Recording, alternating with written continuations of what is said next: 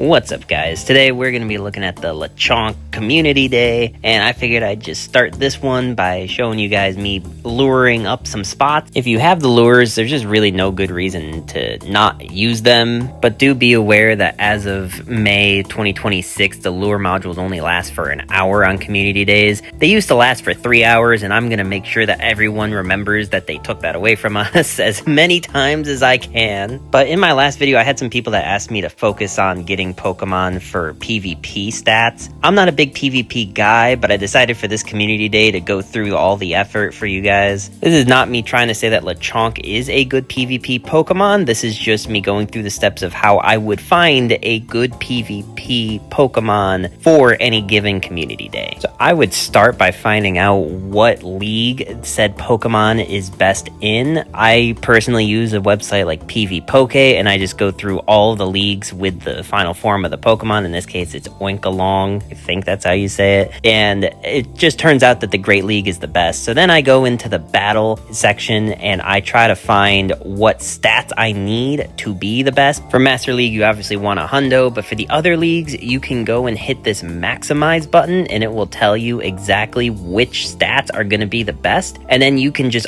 type in whatever stats you know you have, and it will tell you where that sits in the ranking. Once you have that, you can then go into the in-game search and try to find a Pokemon that fits those stats. You can't search actual stat like 15 in defense. What you can do is search how much of the bar is filled. Hopefully that made sense to you. I then had to just go ahead and try everything I could to get those stats, including trading with a friend. Keep in mind that looking for any one specific stat is just as rare as finding a hundo. I was not super successful in finding a very good one. I found one that was all right and decided to evolve it. That's what you're watching here. But like, here's the stats and here's roughly how good it is in the league.